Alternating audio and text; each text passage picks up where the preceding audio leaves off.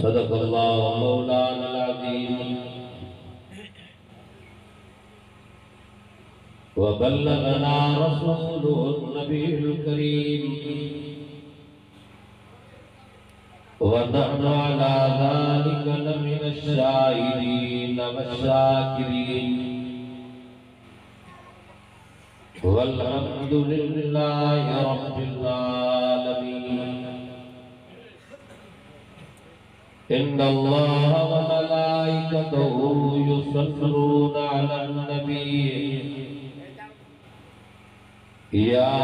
अय्युहल्लज़ीना आमनू सल्लू अलैहि व सल्लिमू तस्लीमा। आशिकान रसूल बावाज़ दुरूद शरीफ सलात मोहब्बत में बुलंद आवाज़ अल्लाहुम्मा सल्लि अला सय्यिदिना मुहम्मदिन नबील उम्मी व अला आलिहि व सहाबिहि व अज़वाजिहि व ज़ुर्रिय्यातिहि व अहलि बैतिहि अजमईन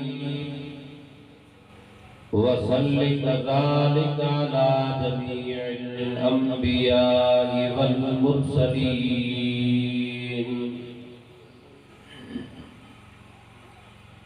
अज़ीज़ान किराम, मौजूद हाज़रीन, मौजूद साफ़ीन,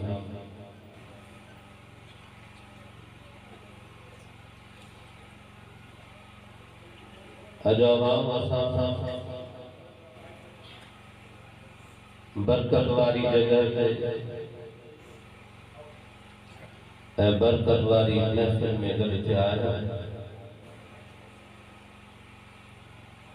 अल्लाह ताला का दुआ है कि अल्लाह तहां असा सबनी की हाज़री पंहिंजी बारगाह में मंजूर है, मकबूल फरमाए।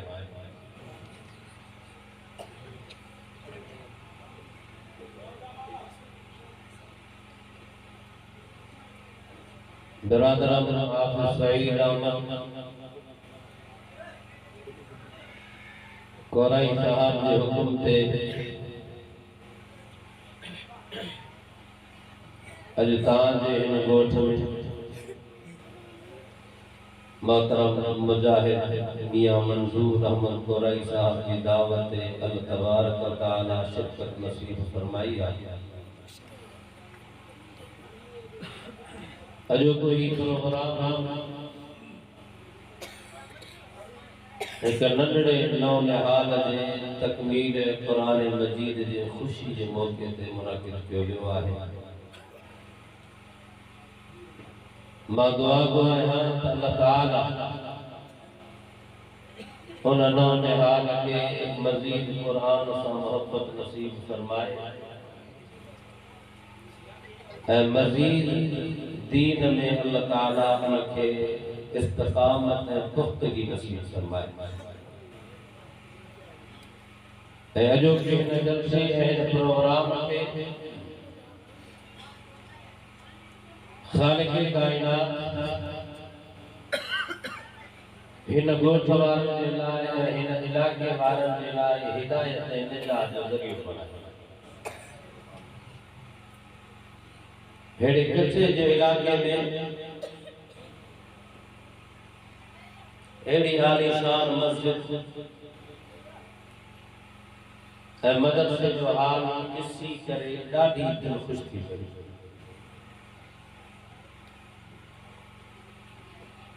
ऐं दुआ है अल्लाह ताला हिन मस्जिद हिन इदारे के क़यामत ताईं शाद आबाद फरमाए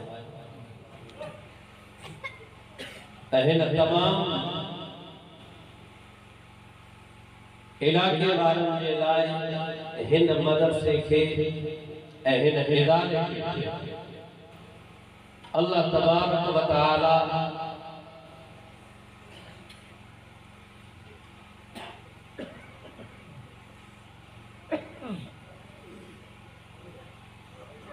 ऐं अल्लाह तबारक व तआला हमेशा इए ही हिन बाग मंझो गुल ऐं बूटन के इलाके वारनि जे लाइ तैयार फरमाई वई।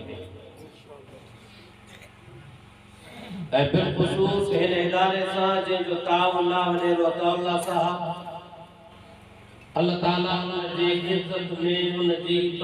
माल में ऐं उनकी सेहत में मज़ीद बरकत अता फरमाए ऐं मज़ीद दीन जे कम करण जी अल्लाह ताला उनके तौफीक अता फरमाए। अज़ीज़ो ही सजो जहान अल्लाह ताऊ असा के महबूब मोहम्मद मुस्तफा जे सदको अता फरमाए। अब केंदे सदको हुजूर जा जेके आशिक वेठा आहिनि उहे ॾाढा ॻाल्हाईंदा अब केंदे सदको अॼु ताके फरिश्ता भी लिखण आया हूंदा त अॼु हिन क़ुरान जे ॻोठ जे हिन मस्जिद जे अंदर ऐ अल्लाह तुझे नबी महबूब मोहम्मद मुस्तफा जा आशिक परवाना दर्शा सुभान अल्लाह अञा जागी करे जो सुभान अल्लाह अञा ईमानी जज्बे सां जो सुभान अल्लाह अञा मोहब्बत सां जो सुभान अल्लाह। ही जेका जो की तकरीब आहे ॿियनि मज़हबनि जा भी किताब आहिनि ॿिया दुनियावी किताब भी आहिनि पर अल्लाह तबारक व तआला जेको एज़ाज़ जेका इज्जत जेको इकराम ऐं जेका अज़मत कुरान वारे जी कई आहे दुनिया में कंहिं भी किताब वारे जी एतिरी इज्जत ऐं इकराम न आहे जेको कुरान पाक के सीने में लिखायल आहे।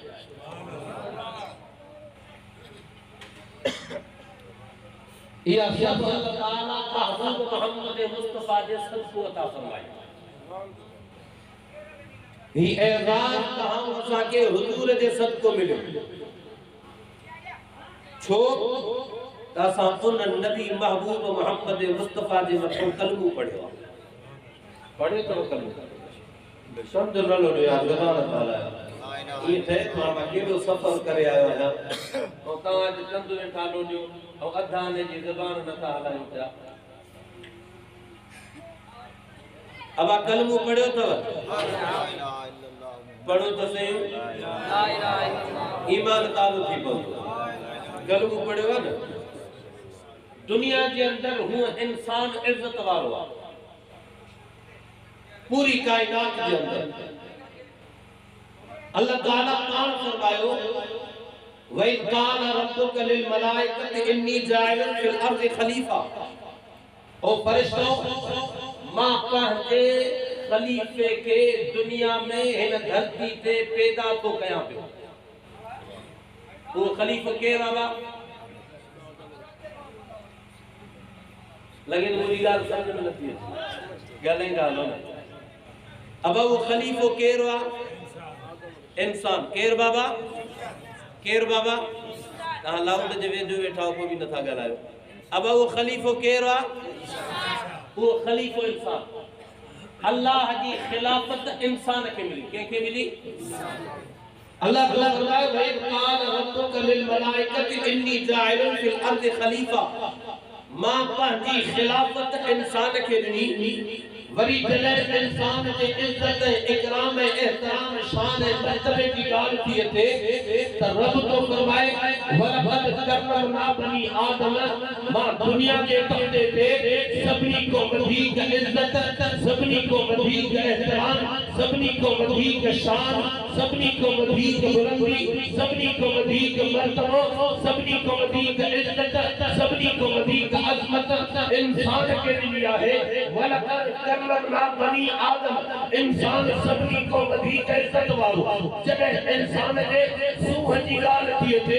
इंसान जे ख़ूबसूरती जी ॻाल्हि थी अचे इंसान जे हुस्न जी ॻाल्हि थी अचे इंसान जे जमाल जी ॻाल्हि थी अचे त रब क़ुरान में तो फरमाए लक़द ख़लक़नल इंसान फी अहसनि तक़वीम ओ कायनात वारो दुनिया जे तख़्ते ते 18,000 मख़लूक़ात पैदा कयूं आहिनि फरिश्ता भी पैदा कया आहिनि जिन्न भी पैदा कया आहिनि वण भी पैदा कया आहिनि बूटा भी पैदा कया आहिनि गुल भी पैदा कया आहिनि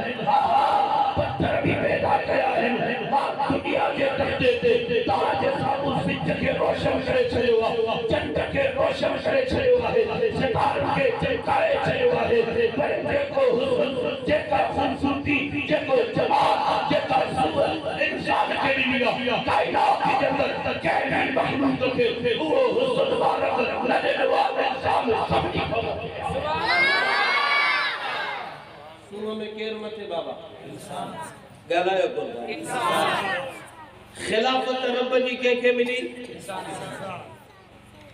खिलाफत इंसान के खिलाफत रब जी इंसान के मिली। वरी इज्जत अल्लाह सबनी मखलूकात को वधीक कहंदी कई वरी सोहणू के बनाए हालांकि फरिश्ता नूर जी पैदावार जिन बाहर की पैदावार ए दुनिया के अंदर केतराई अहड़ा जानवर आहिन जे सुबह के किसी करे इंसान के अखिन के सुरूर महसूस थींदो केतराई अहड़ा वणे बूटा आहिन जे करे इंसान के दिल के सुकून हासिल थींदो केतराई अहड़ा वणे आहिन जे करे इंसान जो दिमाग पाक बहार थी पवंदो केतराई अहड़ा पत्थर आहिन जे करे इंसान के दिल के दिमाग खुशी से झूठी उठदो है पर रब तो फरमाए भली एतरी खूबसूरती मां इंसान के दिया है भली एतरी खूबसूरती मां फरिश्तन के दिया बना के जिन बाह की पैदावार करे बनायो है हालांकि दुनिया के अंदर जेका भी मखलूकात पैदा की सब खूबसूरत है सब हसीन है सब जमील है पर सबकी को वधीक आसमान रब इंसान के खलीफो रब जो केर बाबा खलीफो रब जो इंसान सूह इंसान के इज्जत इंसान के पर बुधो जने इंसान वरी उम्मती बड़ो मोहम्मद रसूलुल्लाह सल्लल्लाहु अलैहि वसल्लम के जो उम्मती बड़ो बा हुजूर जो उम्मती बड़ो महबूब मोहम्मद मुस्तफा जे तो कलमू पढ़े पैगंबर अलैहि सलात व तस्लीम दे गुलामी तो पहले गिनती में विधाई हां इन दी इज्जत वरी सबनी इंसान को वदी कलमे जे करे अब दुनिया दे तख्ते ते गैर मुस्लिम आइन या ना आइन हां बाबा आइन वाणिया भी आहिन सिख भी आहिन ईसाई भी आहिन यहूदी भी आहिन भील भी आहिन बागड़ी भी आहिन डेड भी आहिन माड़ेचा भी आहिन मेंगवाड़ भी आहिन पर बुधो उन्हन के एतरी इज्जत ना है जेका अल्लाह इज्जत कलमे पढ़ण जे सदको मोहम्मद अरबी जे उम्मत के दिया सुभान अल्लाह। अब असा महजे मुर्दन जी इज्जत सा तदफीन कंदा हूं या साड़ींदा हूं ताजे इलाके में छा थींदो पूरींदा हो न अब पंहिंजे मैयत के इज्जत सां गुस्ल ॾींदा हो के न ॾींदा हो वरी इज्जत सां गुस्ल ॾेई करे उनके बेहतरीन अच्छी पोशाक नओं कपड़ो पाराईंदा हो या न पाराईंदा हो पाराईंदा हो न वरी उन को कह आलिम के घुराए करे इज्जत एहतराम सा उन जे लाए दुआए मग़फ़िरत जनाज़े जे सूरत में पढ़ाईंदा हो या न पढ़ाईंदा हो पढ़ाईंदा हो वरी उन को इज्जत सा उन के वठी वेंदा हो कब्रिस्तान इज्जत सा के न डुकाईंदा वेंदा हो के न भॼाईंदा वेंदा हो हां वाह इज्जत सा न ख्याल खजाए लोडो न अचे इन मैयत जो एहतराम करवा लोडो जो आराम सा एहतराम सा इत्मीनान सा कब्रिस्तान खड़ी हलो वजह आराम सा खट लाइंदा कि न कुलन तो लाए फिटी कंदा आराम सा गलाइंदा हो यार आराम सा बेवफाई ठहे नथी ॻाल्हि आराम सा अब आराम सा लाइंदा हो न वरी उन खां पोइ आराम सा 3-4 मानू पकड़ींदा त बाबा मथा मैयत के का तकलीफ अची वने मथा किरी पे बाबा मजबूती सा संदरा बधोस मजबूती सा संदरा बधोस ऐ इज्जत सा के कब्र में लायो छा सा इज्जत सा न के न लाए फिटी कंदा अल्लाह इज्जत सा छासा इज्जत सा छासा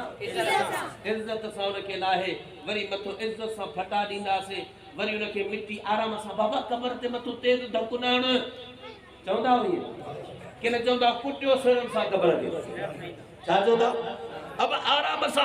सा तेज धक न हणो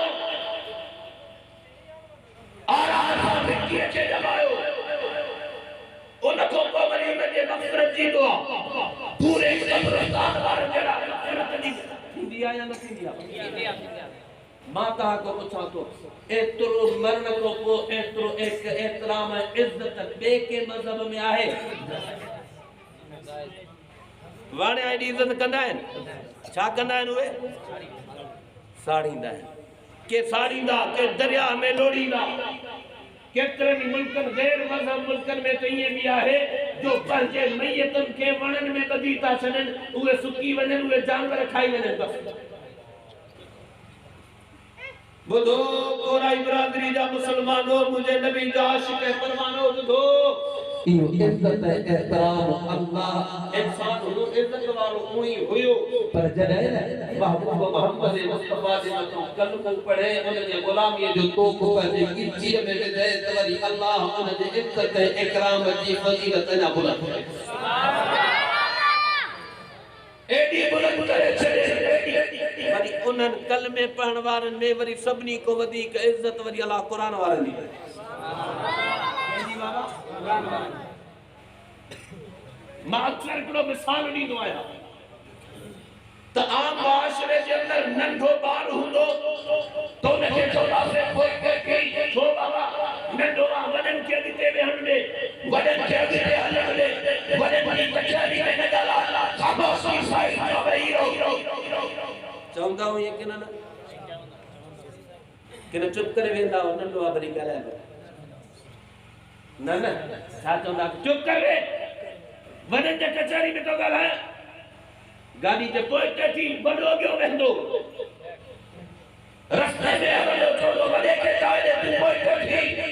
पर मां क़ुर्बान वञा क़ुरान वारनि जे इज्जत जे मथां जॾहिं हिन मुसले जी ॻाल्हि थी अचे चओ सुभान अल्लाह सुभान अल्लाह चओ त ॿुधायां जॾहिं हिन मुसले जी ॻाल्हि थी अचे पोइ ग़रीब जो पुटु हुजे मिस्कीन जो पुटु हुजे हारीअ जो पुटु हुजे मज़दूर जो पुटु हुजे घर जे नौकर जो पुटु हूंदो कपिड़ा ठाठा पिया हूंदव पाछा ठाठा पिया हूंदव पापा फाटल लिबास पंहिंजे क़िस्म ते पातल हूंदव सभु सफ़ में वॾेरा नंढेरा सरदार नवाब मोहतार वज़ीर मिनिस्टर गवर्नर बीठा हूंदा इंतज़ार कंदा अब हाफ़िज़ साहब काॾे वञे बाबा हे त ग़रीब जो बाबा ग़रीब जे पुत्र खे मुसल्ले ते बीहारियो ताकि असांजे नमाज़ जी इबादत करे असांजे घर नमाज़ पढ़ूं ताकि अल्लाह असांखे इन जे इमाम जो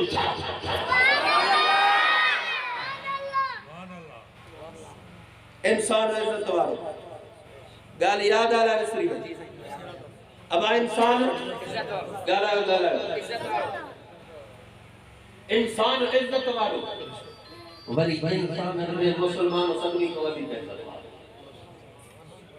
वरी मुसलमाननि में क़ुरान वारो सभिनी को वधीक इज्जत वारो मुसलमाननि में वरी क़ुरान वारो सभिनी को वधीक इज्जत वारो इहो एज़ाज़ अल्लाह मुहम्मद रसूलुल्लाह सल्लल्लाहु अलैहि वसल्लम जे करे तहां असांखे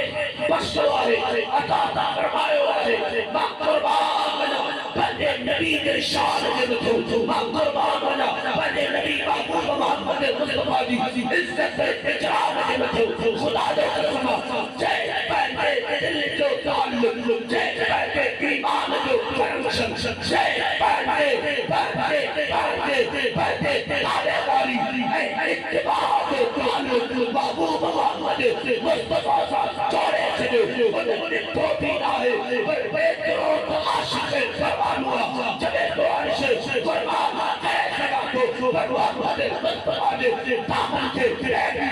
नक्शे कदम खे इत्तिबा जो मोहम्मद अरबी जे निस्बत खे ऐं जेको ईमान जो ताल्लुक़ कनेक्शन मोहम्मद अरबी सां जुड़ियल आहे उनखे नथो छॾे सघां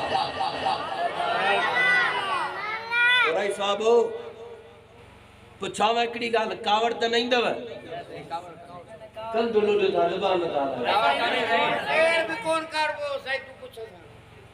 हुजूर खे ॾिठो अथव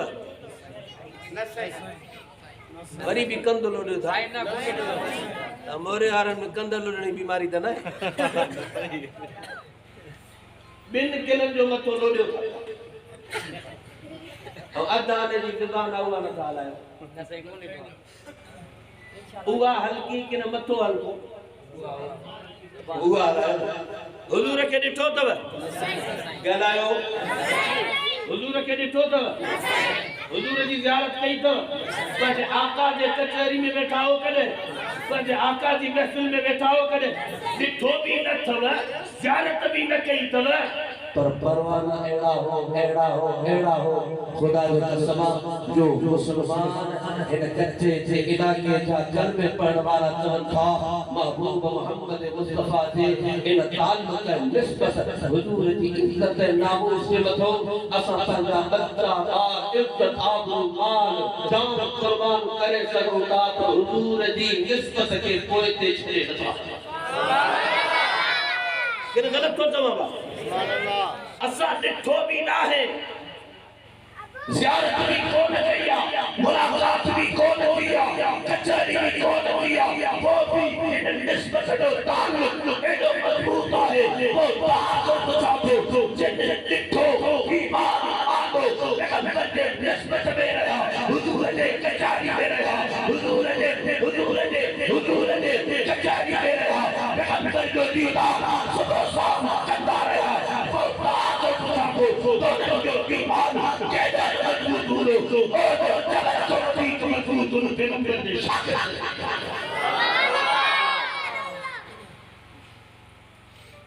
हज़रत अबू बकर सिद्दीक़ ॿुधो अथव मुंडी जी था कयूं पिया ॿुधो अथव केरु आहे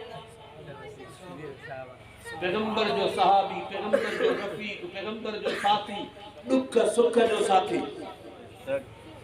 हुजूर जो साथी निस्बत ताल्लुक इनके चोबो प्यार मोहब्बत इनके चोबो इश्क इनके चोबो जी लाइट जे मथो परवाना जमा थी करे मर्दा भी आहिनि पर रोशनी के न छॾींदा है अब छॾींदा है अल्लाह अॼु कच्चे जा है माण्हू भी हुजूर जे इश्क में ईअं गॾु थी विया आहिनि सुभान अल्लाह हे सभु हुजूर जा परवाना सुभान अल्लाह हे सभु हुजूर जा दीवाना अथव हे पैगंबर जा आशिक अथव हे पैगंबर जा मुहिब अथव हे शमए रसालत जा परवाना अथव सुभान अल्लाह ॿुधो अहिड़े तरीक़े सां पैगंबर जा सहाबी पैगंबर जा जानसार पैगंबर जा परवाना पैगंबर जे खत्म नबूवत जा परवाना हुजूर जा शागिर्द खुदा जो कसम महबूब मोहम्मद मुस्तफा जे मथो इए पाण खे कुर्बान करण जे कारण पेश हूंदा हा छो त उन्हनि हुजूर जी ज़ियारत भी कई दीदार भी कयो पैगंबर जी कचहरी में भी वेठा अल्लाह जेतिरो हुस्न जमाल पैगंबर के तेरे अनवर में रखो और अल्लाह तासीर असर महबूब मोहम्मद मुस्तफा दे ज़बान मुबारक में भी रखो सुभान अल्लाह हजरत अबू बकर सिद्दीक बुधाया हजरत अबू बकर सिद्दीक खुदा जो कसम इहो इश्क आहे न जो 70 सालन जी नियाणी महबूब मोहम्मद मुस्तफा जे निकाह में ॾिठा सुभान अल्लाह मुनी था के बस सुभान अल्लाह घणन सालन जी बाबा असा जी नियाणी 25 साल उम्र थी वई तॾहिं भी चवंदो अञा न ॾींदुमि अञा नंढड़ी आहे चवंदा नियाणी जूं उम्रियूं ॻरी वयूं मथे पे अच्छा भार पइजी विया पर कुर्बान वाला अबू बकर सिद्दीक जे सचाई जे मथो पैगंबर जे इश्क जे मथो हुजूर साहब जे मथो 70 साल की न्याणी अञा जवानी जे मथो कोन होती आहे तॾहिं भी सिद्दीक पंहिंजी न्याणी महबूब मोहम्मद मुस्तफा दी मदीनत में जाओ सारे जलेबी पूरे खिदमत में निकाह देना पेश तो करे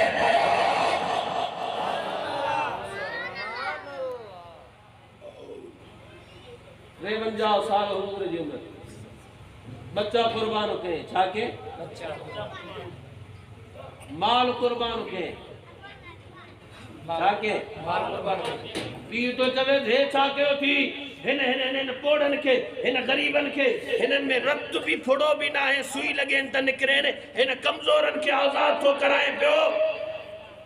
हे छाका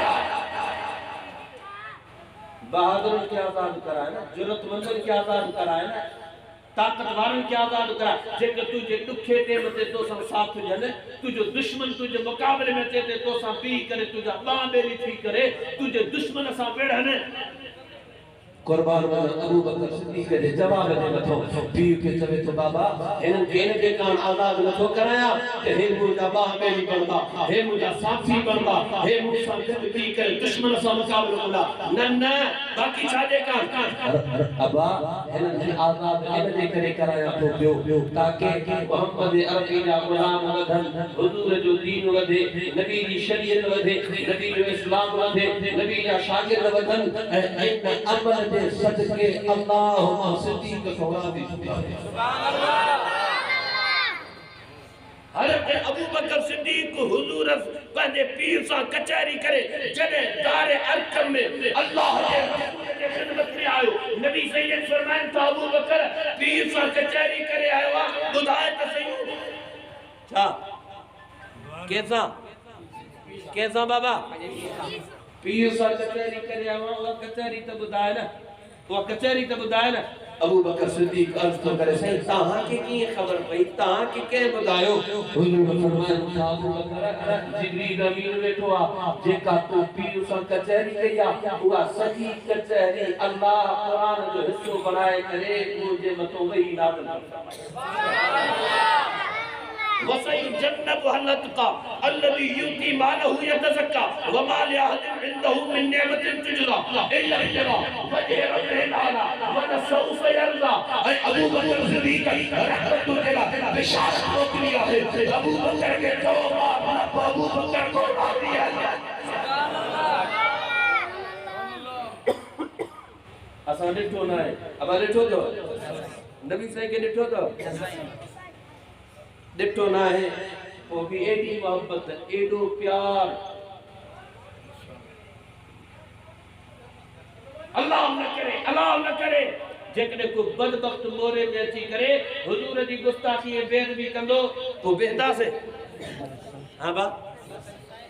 भली दाढ़ी वारो हुजे दाढ़ी पूड़ हुजे नंढड़ो हुजे वडो हुजे मर्द हुजे औरत हुजे कोड़ो हुजे जवान हुजे ये न चंदा दे मौलवी जो कमा वनी कर न चौंदा सही न छो असा जे दिल में महबूब मोहम्मद मुस्तफा जी मोहब्बत समाया इश्क समाया है प्यार समाया है कोई काई तकरीर लती तो बाबा जो कमराए मौलवी जो कमा जो कमराए दाढ़ी वार जो कमा जो कमराए मदरसे वार जो कमा नन्ना हर नवाब शाह जे सांगड़ जे अंदर हिकड़ी मस्जिद जे नाले ते कादियान पंहिंजो इबादत गाह ठाहियो ख़बर पई तव्हांखे सोशल मीडिया ते हलियो हूंदो जेके हलाईंदा आहिनि उनखे ख़बर हूंदी ठाहियो हुयो ख़ुदा जो कसम दाढ़ी वारनि खां वधीक मां बेदाढ़ी वारनि खे ॾिठमि ऐं उते विढ़नि पिया हुते पियो हथोड़ो माकेरी अॻ में माना हुते पियो माकेरी अॻ में माना छो ॿियो त अमल असां वटि कोन्हे को इन अमल जे सदको मन क़यामत जे ॾिहाड़े महबूब मोहम्मद मुस्तफा असांजी सिफारिश करे त हुजूर असां गॾु जन्नत में सुभान अल्लाह एॾी मोहब्बत असां ॾिठो न आहे एॾो प्यार ऐं जिन ॾिठो खुदा जो कसम उन मुतहद जाने तेरे ते रखी करे हुजूर जे हुक्म ते हुजूर जे चवण ते पैगंबर जे इस्लाम जे सरबरती जे खातिर पंहिंजे जान जा नजराना पेश कया ऐं कुर्बान थियण जे काम तैयार थी विया के कुर्बान थी विया उहे भी कामयाब जेके रहिजी विया उहे भी कामयाब फमिनहुम मन कवा नाबम वमिनहुम वयम अल्लाह कुरान में फरमायो ए मेरा नबी मोहम्मद मुस्तफा इस्लाम के सरबुलंदी के खातिर तुझे दीन के खातिर तुझे शरीयत के खातिर तुझे ताबेदारी के खातिर तुझे रिसालत के खातिर तुझे खिदमत के खातिर के कुर्बान किया उहे कामयाब एक नेशन से एक किताब से एक प्रोग्राम के बड़ी अलंता रहेगा उहे तो सब इंशाअल्लाह हुजूर से वफा कंदा इंशाअल्लाह गोरई साहबो जो इंशाअल्लाह नबी से वफा कंदा इंशाअल्लाह ओ गुरद साहबो जो इंशाअल्लाह नबी से वफा कंदा इंशाअल्लाह हां असा जो नबी वफादार असा जो नबी वफादार गाना बाबा वफादार असा जो नबी वफादार जी असा पैगंबर से मोहब्बत कयो था जी असा जे नबी का इश्क कयो था जी असा जे नबी का प्यार बुलाया सहाबा किराम के मुझ प्यारो नबी हज़रत मोहम्मद अरबी तो फरमाए जेके तहां को बाद में इंदा उनन जो अजर ए सवाब तहां को मथे होंदो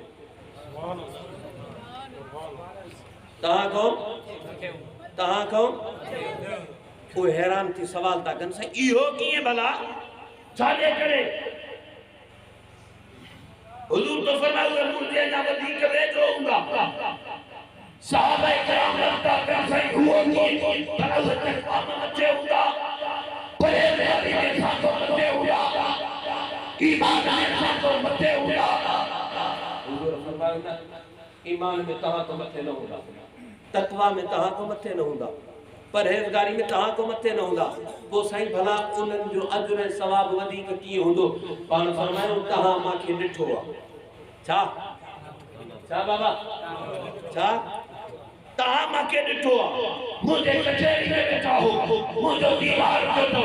माके ॾिसी करे को बीमार आंदो थो वो रिश्तेदार न अणिठे मोहम्मद ईमान आलीदा उन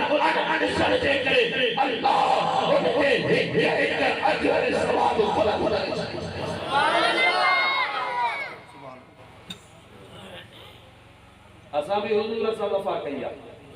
और जो इंशाअल्लाह कंदा इंशाअल्लाह जो इंशाअल्लाह कंदा से ए त वक्त है पर जेकर जान जी जरूरत पई तो महबूब मोहम्मद मुस्तफा दी इज्जत से नामूस ते जान जो कुर्बान कर पैगंबर जे साहब शागिर्दन करे देखारियो न और करे बीवी सुमैया अबू जहल रास्ते में मिलो केर मिलो मुखातिब थी करे चेस तो माई सुमैया खबर पईया तो तू मोहम्मद तू जो पुत्र अम्मार महबूब मोहम्मद मुस्तफा दे मदरसे में पढ़े तो पियो उनके झले रोके ये न थे तो नुकसान थी पवंदो मां कुर्बान हुआ उन बहादुर ईमान वाली जुर्रत वाली अम्मा जे जवाब दो जवाब दे उतो पंहिंजे सरदार के अखिन में मिलाए मुखातिब थी करे चलस्ती चरिया तो के पूरी खबर ना है तो के एजेंट से ना पूरी रिपोर्ट न दी आ तो के पंहिंजे जासूसन सही तरीके से न बुधावा सिर्फ मुझो पुत्र अम्मार न बल्कि मां पान भी मोहम्मद अरबी के मदरसे जी शागिर्द है जब इस तो खबर थी नतीजो छा निकलंदो छा कंदे मारी दे न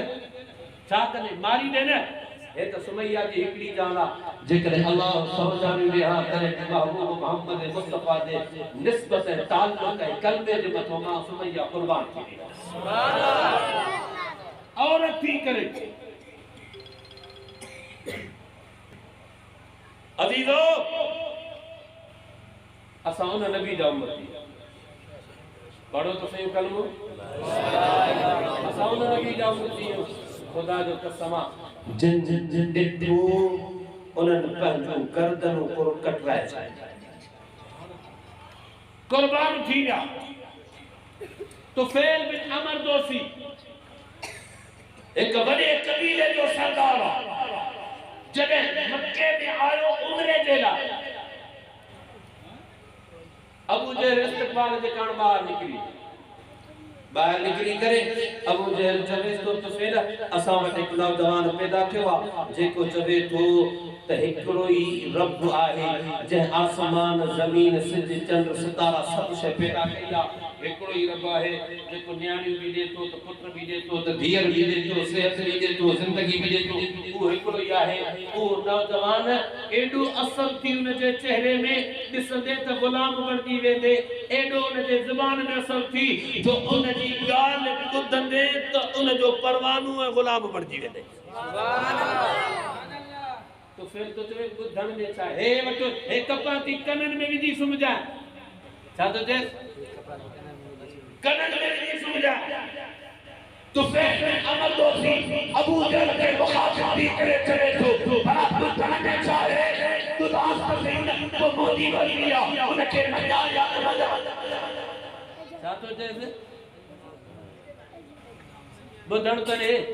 छा थो चए, छा थो चए। अब हिते जे करे को तव्हांखे झले त बमोली मेखे जो वाइदो न ॿुधो, तव्हां छा चवंदो अब ॿुधूं त सही हूं पोइ मर्ज़ी आहे असांजी मञूंसि या न मञूंसि, ईअं चवंदव न। तुफैल बिन अमर दोसी अबू जहल खे थो चवे भला ॿुधूं त सही न, पोइ मर्ज़ी आहे मञूं या न मञूं। अबू जहल पंहिंजी पग लाहे पेरनि ते रखी चवे थो ईअं न कजांइ ग़लती, हुनजे ॿुधण खां पोइ तुंहिंजी दिलि तुंहिंजे कंट्रोल में न रहंदी। सुभान अल्लाह नथा दुआ छा थो चएसि, ॿुधण खां पोइ तुंहिंजी दिलि तुंहिंजे कंट्रोल में न रहंदी,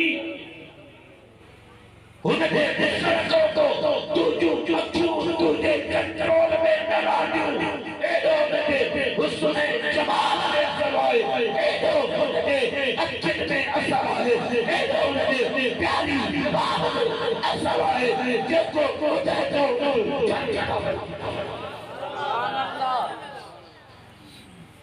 थो छा ये तूं चवे को ठीकु आहे। अब मां हिकिड़ी ॻाल्हि चवंदो आहियां, जेकॾहिं पंहिंजो को तारीफ़ करे त छा चवंदा आहियूं ख़ुशामद थो करे, चवंदासीं न हा बा अरे ख़ुशा ए फलाणी ख़ुशाम ए ख़ुशाम दी खोजो आहे हे ख़ुशामद थो करे पियो। पर ॿुधो जेकॾहिं तारीफ़ मुखालिफ़ करे इहा ख़ुशामद न चवंदी, इहा सच्चाई आहे, इहो हक़ आहे।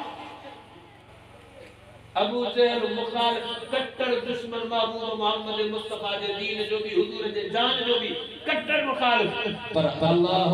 उन काफर जे ज़बान में भी महबूब मोहम्मद मुस्तफा जो कमाल बयान कराए। सुभान अल्लाह। कनन में कपा विझी तुफैल बिन अमर दोसी सुम्ही पियो। रात जो पहरा माण्हू हेॾे होॾे थिड़ंदो आहे त कननि मां बि निकिरी वई, टोप लही वेंदा, पटका लही वेंदा आहिनि, रुमाल लही वेंदो आहे, चादर लही वेंदी आहे। तुफैल जे कननि मां बि सुम्हण में कपा निकिरी वई। असुर जे टेम ते हिनखे थोरी सुजागी थी त हेॾो मुंहिंजो सोनो नबी, मुंहिंजो आका नबी आमना जो नाल अब्दुल्ला जो नफ़्ते जिगर आमना जो दुर्रियती मिठे नाले वारो मोहम्मद अरबी सचो सल्लल्लाहु अलैहि वसल्लम। अशको हुजूर बैतुल्लाह जे अंदर तहज्जुद जी नमाज जे लाइ बरकाता नफ़ल जी नियत करे कुरान जी तिलावत आवाज़ सां करे। सुभान अल्लाह। हेॾो आवाज़ सां हुजूर तिलावत थो करे नमाज़ जे अंदर। अल्लाहु अकबर कबीरा। ॿुधायो कुराई साहब के न थकी पिया हो? न साईं। ॿुधायो अल्लाहु अकबर सुभान अल्लाह। तुफैल बिन अमर दोसी कनन चनाईंदो वनी बैतुल्लाह जे दरवाजे ते पहुतो हुजूर के ॾिठो न थे हुजूर जा नमाज़ में लगा पिया आहिनि हे पोयो वनी बीठो आहे अल्लाह एतिरो हुजूर जे जंहिंजे मथां क़ुरान नाज़िल थियो हुजे उन जे ज़बान में असर केॾो सुभान अल्लाह अब चोरी सही का मौलवी जे करे कुरान पढ़े तो पियो त गैर मुसलमान थी का बन पिया बाबा साईं शहीद अब्दुल रज़ाक को रहमतुल्लाह तो जो है हां साईं ॾिठो भी हुयो जी साईं अल्लाह अल्लाह हुन जी ज़बान में एॾो असर रखियो खुदा जो कसम सवन जे तइदाद में गैर मुस्लिम कलमो पढ़ी बाबा साईं जो वाइद ॿुधी करे मुस्लमान थी सुभान अल्लाह ए पट्टीदन तहां जे वेझो आहे पट्टीदन ॾिठी अथव वयाओ उते अथव कारी गुलाम रसूल शेख के संग सां मिलियो बि हूंदो मां सां हिकिड़े चक्कर मिलियो बाबा साईं जी शहादत को बाक़ी जॾहिं सुञाणियो था मां चयो न चए साईं ही जेको मुंहिंजे चेहरो ऐं ही सुन्नत ऐं जेको मुंहिंजे जिस्म ते ॾिसो था न पिया शरीयत जो लिबास इहो सॼो तव्हांजे अब्बे अब्दुल रज़ाक जो फेर सुभान अल्लाह न चयो कीअं चए साईं मां माड़े चयो हुयो छा माड़े छा छा माड़े कोराई साहब छा हुयुमि माड़े चयो हुयुमि साईं बंकुल तेरे लाड़काने जे पासे ने रोड जे बसरा सा जो झूपड़ियूं लॻियूं पयूं उते तहां जे अब्बे रात जो वाइदो कयो 3 कलाक तकरीर कए अल्लाह मुंहिंजे दिल में हुयूं बि नंढड़ो घोड़ लाइका 8-10 झुगियूं असां जूं लॻियूं पयूं अल्लाह मुंहिंजे दिल में ईमान जो नूर रोशन करे छॾियो तहां जब तकरीर पूरी कई मां रोड ते जी रेस कैनाल ते बीह पुल ते तहां जब जी गाड़ी आई अगियो थी बीठो मां चयो मां साईं मां मारे तो आया मां के खणी हलो कलमो पढ़ायो मुसलमान को साईं जो दबान नंढड़ो आहे मजहबी जेड़ो थी पवंदो मां चयो मां साईं के करे खणी नथा हलो त माइटनि ॾे मोटी न वेंदुम रेस कैनाल में टपो ॾींदुम ख़ुदकशी कंदुम पर माइटनि ॾे कोन वेंदुम सुभान अल्लाह तो साईं मां के खयो गोल मस्जिद सखर में कारी मोहम्मद इस्माइल वाली साईं मां के छडियो उतो बा कुरान पाक पूरो कयो कलमो भी पढ़ियो कुरान जो हाफिज भी बने कारी भी बने ए पट्टीदन जो वडो सेठ हाजी अब्दुल हादी शेख हाने फोत थी वेवा उन न्याणी भी ॾिनी ए मदरसो भी वडो ठाराए ॾिनो ते हाने हे जेको भी मां नेकी जो कम कया थो माखे त मिले ही मिले तो पर तहां जे अब्बे अब्दुल रज़ाक खे भी सुभान अल्लाह चोरी सदी दे मौलवी दे ज़बान में असर आहे तो मां छो न चवा उन मोहम्मद अली दे ज़बान में केॾो असर हूंदो जंहिंजे मथां अल्लाह पंहिंजो क़ुरान नाज़िल कयो अगर ते तुफ़िल क़ुरान ॿुधे तो अखियुनि मां नीर वहनि था तो सुभान अल्लाह क़ुरान ॿुधे तो अखियुनि मां नीर वहनि था पिया अञा ॾिठो कोन थे अञा ज़ियारत कोन थी ते पुठीरो बीठो आहे थियो हुज़ूर जी नमाज़ पूरी कई तुफ़ैल बिन अमर दोसी सलाम जने ठेराए तुफ़ैल बिन अमर दोसी अॻिते वियो मुसाफ़ो कए ऐं नबी अलैहि सलातो तस्लीम जन मुंहिंजे महबूब साईं मुंहिंजे आका साईं मुंहिंजे मुरब्बी साईं जी आदत मुबारका हूंदी हुई त इबादत जे टेम ते मस्जिद बैतुल्लाह जे अंदर कदे भी कैसा आम कचहरी न कंदा उन सा मुसाफिर क्यों बस वरी उठा दारे अरकम दे वजन पया तुफैल बिन अमर दोसी उन जे दिल में जदे अञा त कुरान ॿुधे त अखियुनि मां नीर वहनि पिया जॾहिं साम्हूं वञी महबूब मोहम्मद मुस्तफ़ा हथनि सां मुसाफ़ो कए हुज़ूर जो ज़ियारत दीदार कए त अल्लाह उन जी बदौलत उन जे दिल में ईमान जे नूर खे चमकाए सुभान अल्लाह तुफ़ैल बिन अमर दोसी कड हुज़ूर ते लॻियो केड़ो तुफ़ैल जेके अबू जहल झलियो केड़ो तुफ़ैल बाबा जेके अबू जहल गलायो कोन था थकी पिया हो केड़ा केड़ा हो तो मथे खणो जेके गुल बाबा गुल अब थकिया त ना आयो एने टुंड वाला थकी पिया नहीं न मथो था लोडन न ज़बान का ए जो ना जल्दी मौलवी लहे त जान छुटे आबा मोहब्बत में बैठा हो अल्लाह अकबर उहो तुफैल जंहिंखे अबू जहल चयो त मोहम्मद अरबी जो दीदार ज़ियारत न कजाए उन जे ज़बान में कलाम न ॿुधजाए पर अल्लाह जो फैसलो हो हिदायत लिखियल हुई तुफैल काबतुल्लाह में हुजूर जो कुरान ॿुधे ज़ियारत के मुसाफ़ो के हुजूर जे दार हलकन में आया तुफैल बिन अमर दोसी भी कद आयो हुजूर सां गॾु वेठो उते हुजूर जो हाल वाल कोन था देरवार केरा जैसे मुंहिंजो नालो तुफैल बिन अमर दोसी आहे मां फलाणे कबीले जो सरदार आहियां साईं मूंखे त तव्हांजे मके वारन झलियो हो तेन नौजवान सां न मिल जाए इन जो दीदार ज़ियारत न कजाए इन की कचहरी में न वञ जाए पर मां छा कया मूंखे पंहिंजे दिल पंहिंजे ज़मीर पीअण न ॾिनो तव्हांजो दीदार कयो हाणे दिल जे दिली जो कल्बु फलायो गुलामी में साईं तव्हांजा माइट तव्हांजा मुखालिफ़ आहिनि छा थो चवे छा तो चवे साईं तव्हांजा माइट तव्हांजा मुखालिफ़ आहिनि साईं तव्हांखे माइट नथा सहन पिया तव्हांजा दुश्मन आहिनि साईं ॿुधो साईं जॾहिं न हितो मको छॾियो त पोइ अचिजो महजे पासे ॾे मां पाण त कलमो पढ़ियो आहे पर मुंहिंजो सॼो ख़ानदान तव्हांजे मथां कलमो पढ़ंदो तव्हां माॾे अचिजो हिजरत करे मां पंहिंजे ख़ानदान क़ौम कबीले समेत तव्हांजो ग़ुलाम बणिजी करे तव्हांजो परवो चोरी असां उन नबी जा उम्मती आहियूं कंहिंजा बाबा पढ़ो त सही कलमो ला इलाहा इल्लल्लाह पढ़ो इहो कलमो मामूली न आहे असां हिनखे छा सम्झो आहे बस ॿ लफ़्ज़ चयासीं सही अल्फाज़ थी विया था ज़बान सां न इहो कलमो एग्रीमेंट आहे अल्लाह सां कंहिंसां अल्लाह सां कंहिंसां बाबा अल्लाह सां कंदा हो एग्रीमेंट तव्हां बि बनीअ जी जी साईं खातो आहे किने हयाम जी सजाईअ ते सौदा कंदा हो एग्रीमेंट जेस ताईं खातो मिले तेस ताईं लिखत कंदा हो किने बस ज़बानी सौदो कंदा हो लिखत थींदी आहे न एग्रीमेंट कंदा हो न घर खपायो बनी खपायो गाड़ी खपायो दुकान खपायो एग्रीमेंट थींदी आहे ऐं हीअ बि अल्लाह सां उन जे रसूल सां एग्रीमेंट आहे त अल्लाह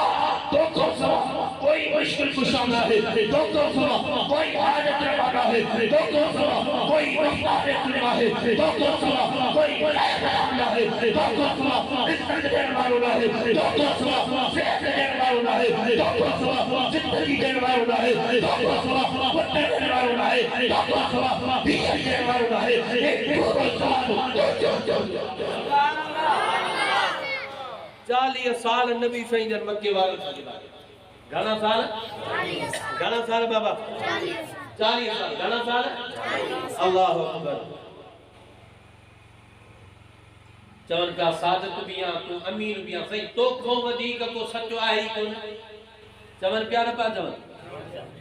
चुप थियो वरी लेकिन सोलर जी बैटरी वांगुर तांजी भी बैटरी जल्दी में डाउन थी थियो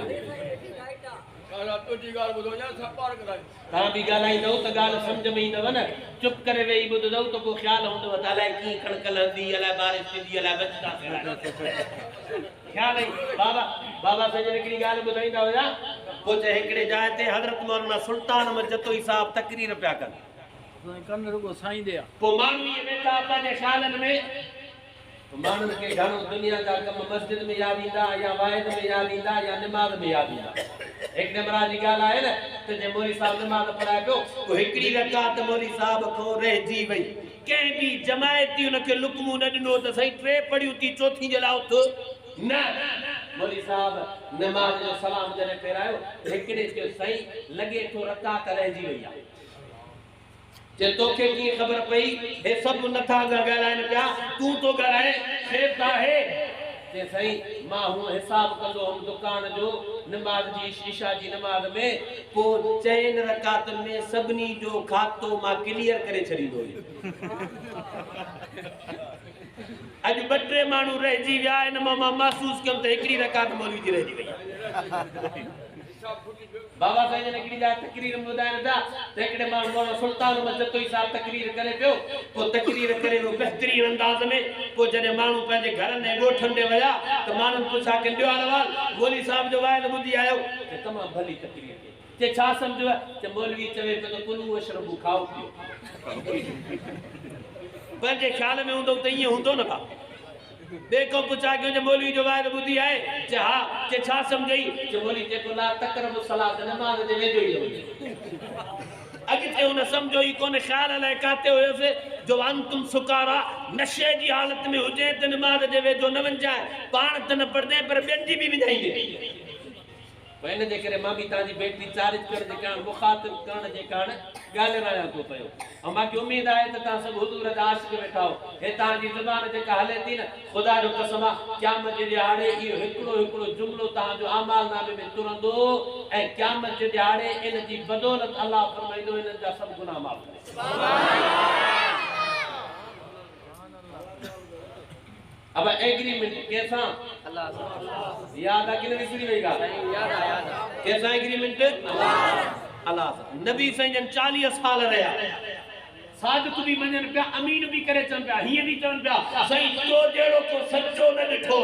तो जेड़ो को अमानतदार न दिठो सही तो को वधीक को सच्चो काहे को तो को वधीक को अमानतदार काहे को नारे तकबीर अल्लाहु अकबर सहाबा जिंदाबाद अल्लाहु अकबर जरे हुजूर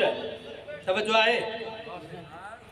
कि न थकी पिया हो तवज्जो है बस मां वेड़े तो वठा गाल के इंशाअल्लाह वेड़े तो वठा जल्दी में हाणे उकलाए तो वठा गाल के इंशाअल्लाह फेरे तो वठा शाद करता वठो इंशाअल्लाह एती सच्चा आशिक मां अक्सर ये चवंदो आहियां हां तो दुनिया जे महबूबन जे जिक्र में आशिक के मज़ो ईंदो आ पर असल आशिक हुआ ने के महबूब मोहम्मद मुस्तफा जे जिक्र में मज़ो आहे सुभान अल्लाह तवज्जो है 40 साल हुजूर जन मक्के वारन सा गड गुजारियो पर जदे 40 साल तो बाद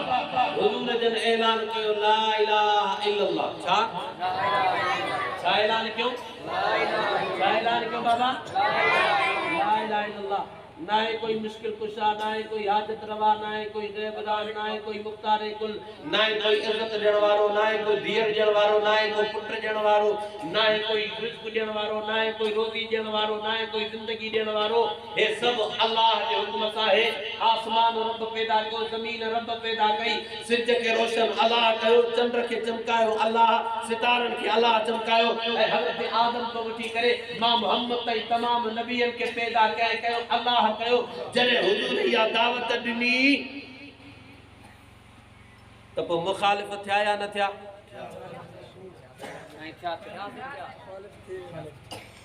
इनन ॾींहनि में अबू बकर सिद्दीक़ शाम जे इलाके ॾे वियल हुयो सफ़र ते रस्ते में हिकिड़े यहूदी राहिब सां मुलाक़ात थियो उन जीअं ॾिठो अबू बकर सिद्दीक़ खे त सॾु करे पुछे दरिया काॾो आयो आहे चमके ॾो आयो ते भला तव्हांजे इलाके में मोहम्मद बिन अब्दुल्ला पैदा थियो आहे आखिरी नबी आहे उहो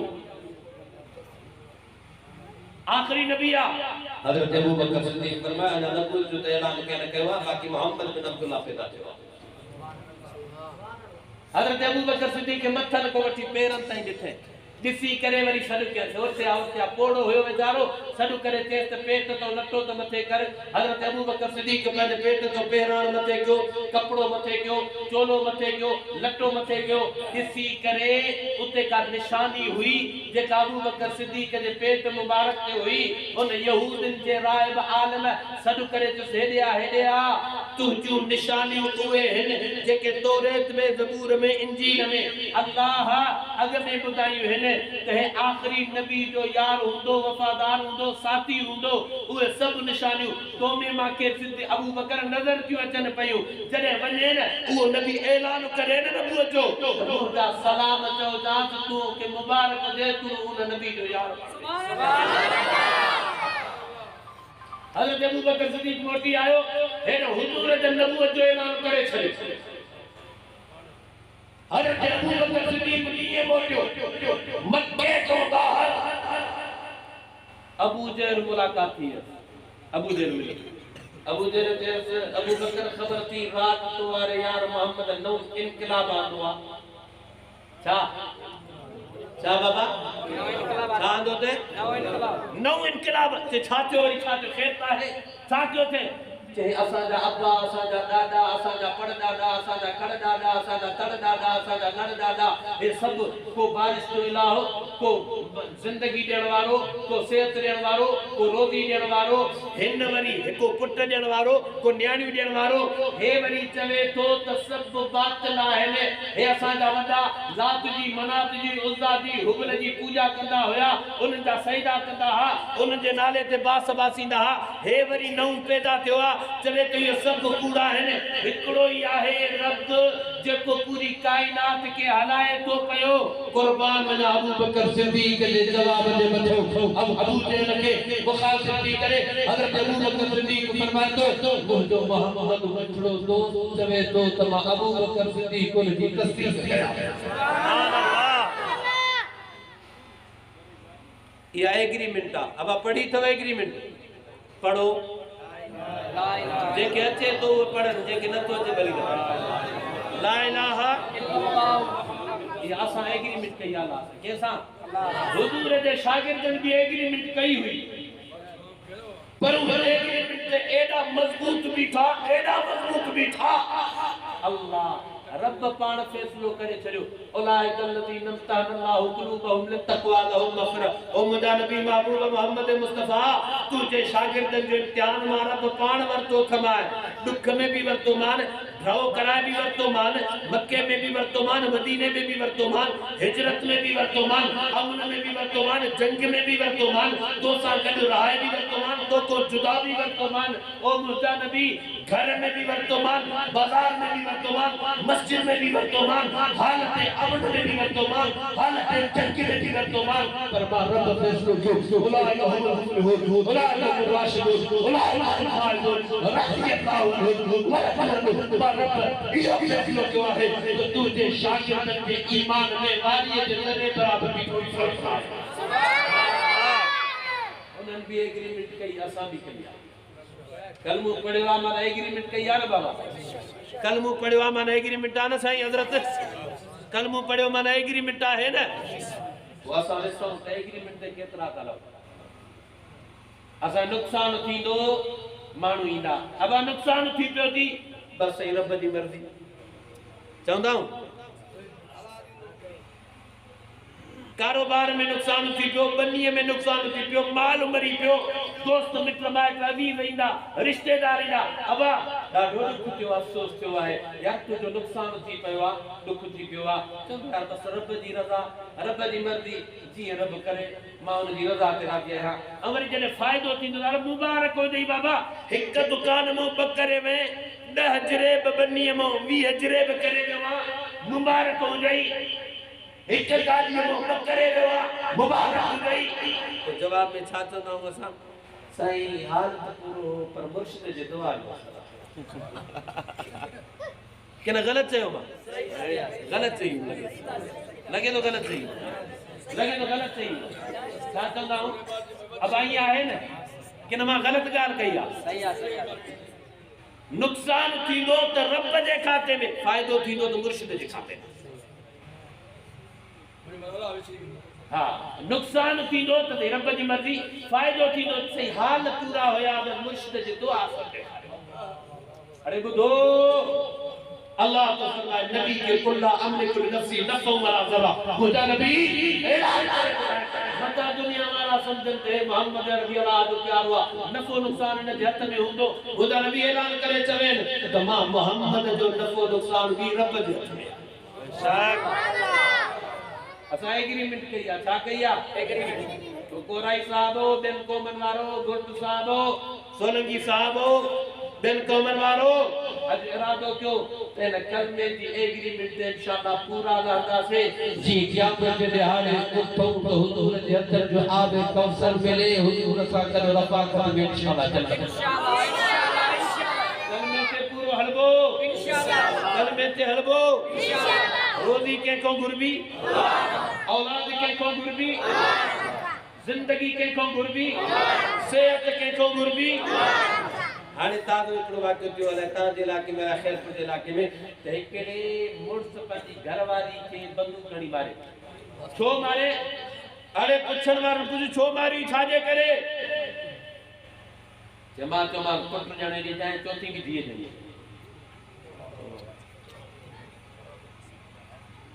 बाबा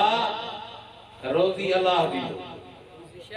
औलाद केर तोरे अल्लाह औलाद केर तोरे अल्लाह अब औलाद केर तोरे अल्लाह पीर ॾियनि था न साईं फकीर ॾियनि था कलंदर साईं भेटाई साईं सदरदीन शाह बादशाह न नथा ॾियनि केर तोरे अल्लाह यहबुल मन यशाउ इनासा व यहबुल मन यशाउ ज़ुकूर औ युज़व्विजुहुम ज़ुकरान व इनासा व यजअल मन यशाउ अक़ीमा रब पाण ऐलान करे छॾियो हे मुंहिंजा नबी दुनिया वारनि खे ॿुधाए त मां रब धीअ जा पुट जा या ॿई जोड़ा जोड़ा करे जा या ॿई न ॾेई छॾिया संत करे छॾिया मां को पुछण वारो न आहे को सुवाल करण वारो न आहे इहा मोदी मर्ज़ी आहे जंहिंखे धीअ धीअ जा मोदी मर्ज़ी आहे पुट ई पुट जा मोदी मर्ज़ी जोड़ा जोड़ा जा मोदी मरिया जब धीअ कार भी सिखाया पुट कार भी सिखाया दुनिया जा हकी पर लोगों को दुनिया के लताओं से काको फायदा वठो जंहिंखे रब जे तरफ़ों औलाद आहे तो दुनिया की काई ताकत को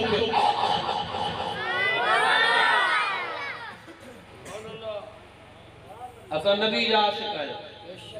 असां तो मक्का दी गाल के जा आशिक़ हो बाबा नबी जा हुजूर सां मोहब्बत कया नबी सां मोहब्बत कया जो एडी मोहब्बत कया जो पंहिंजी औलाद सां अबे अम्मा के एडी मोहब्बत ना है जेडी पिछले मोहम्मद सां किने गलत तो चवा अब तहां जे दिलन जी तर्जुमानी कया तो या गलत गाल तो कया हां बा सही तो एतरी मोहब्बत है जो पर जी जान सा एतरो प्यार ना है जेतरो मोहम्मद अरबी सा प्यार है हाने हुजूर जी मोहब्बत बुधाया के न छड्यो वरी बेदफी बुधाया तकी प्यार तो भक्त भी तैयार थी वा वरी को ठरी वेंदो त ता जी पिट भी कतल ते गड़वा जो तो मौलवी पाण गरम माल खाए ना के ठरेल भत करावे मां त गरम करी ता सोचो ता के ठरेल भत कराईंदा अल्लाह मोहब्बत में सला शरीफ अल्लाह सल्ली अला सय्यदना मुहम्मद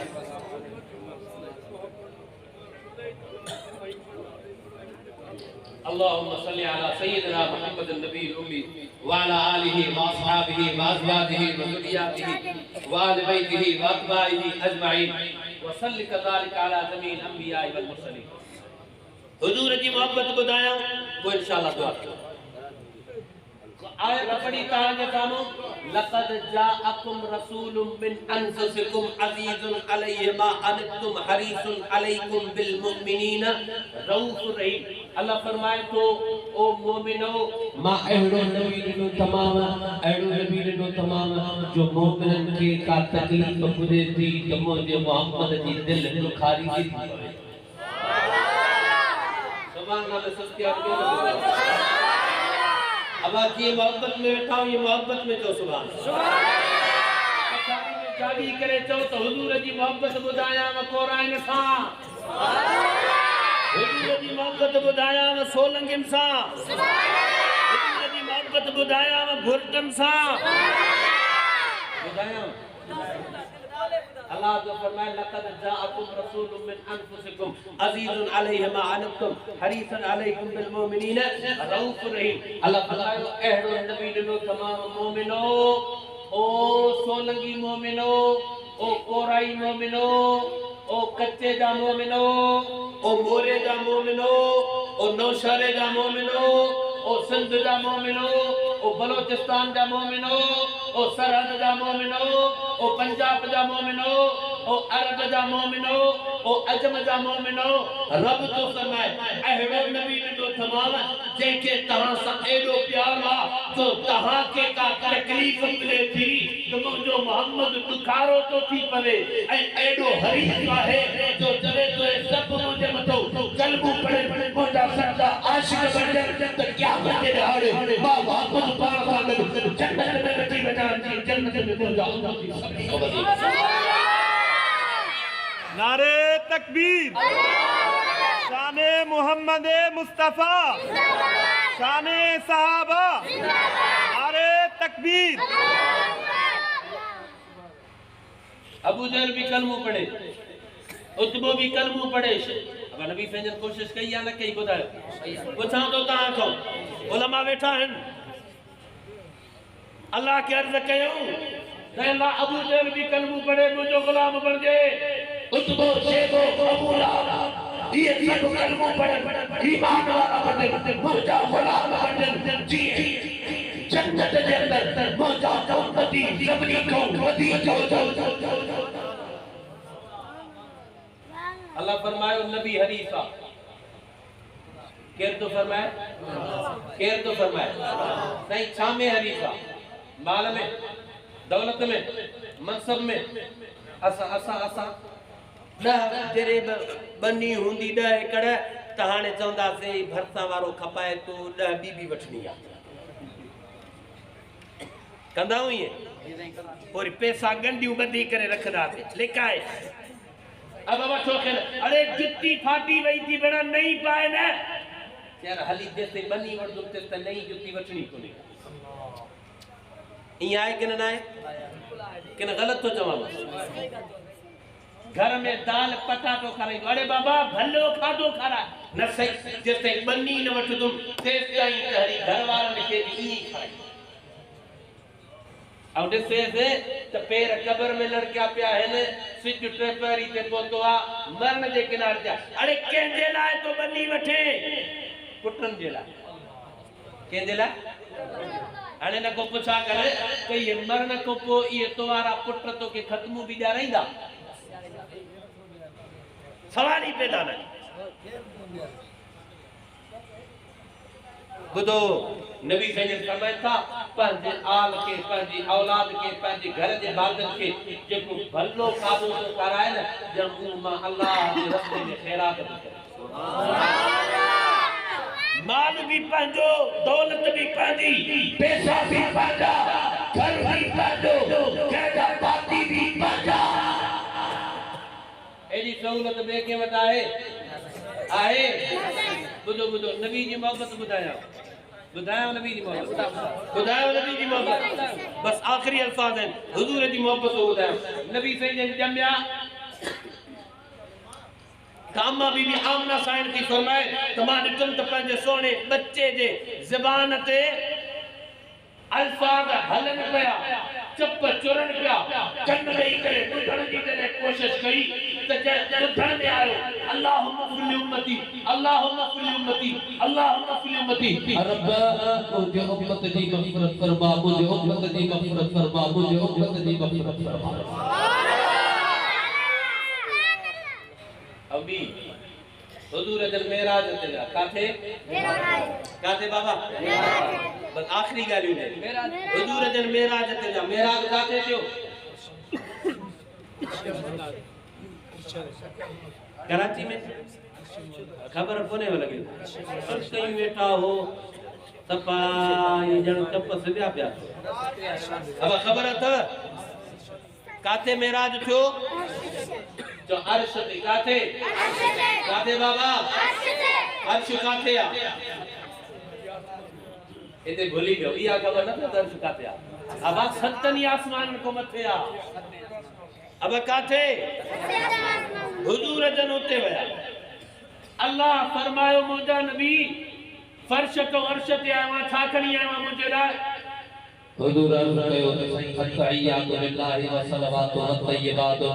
ऐ मुंहिंजा रब पंहिंजूं पूरी इबादतूं जानी इबादतूं बदनी इबादतूं ऐ अल्लाह मां पंहिंजी ज़िंदगी जी सॼी हाज़िरी तो रब जे लाइ खणी आयो सुभान अल्लाह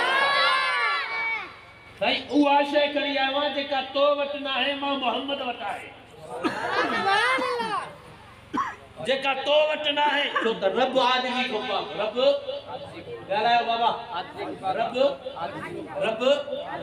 आदमी को पाका हुजूर अर्ज़ कयो त साईं मां पंहिंजे ज़िंदगी जी सॼी हाज़िरी तो रब जे लाइ खणी आयो आहियां अल्लाह के इहो तोहफ़ो एॾो वणियो जो रब जवाब में फरमायो अस्सलामु अलैका अय्युहन नबी व रहमतुल्लाहि व बरकातुहू मुंहिंजा नबी मुझे को तोहफ़ो खणी आयो आहे न मां रब खे एॾो वणियो देवा जवाब में मां तुझे मथो दी तोहफो तो पेश कया त तुझे मथो सलामती तुझे मथो रहमत तुझे मथो बरकत चले अल्लाह हुजूर के लिए कयो त तुझे मथो सलामती तुझे मथो रहमत तुझे मथो बरकत तोते मुझे सोने नबी अल्लाह के जो साईं मुझे लाए हे कोई काने वजर कच्चे वाला इनन जे लाए सुभान अल्लाह नारे तकबीर नारे तकबीर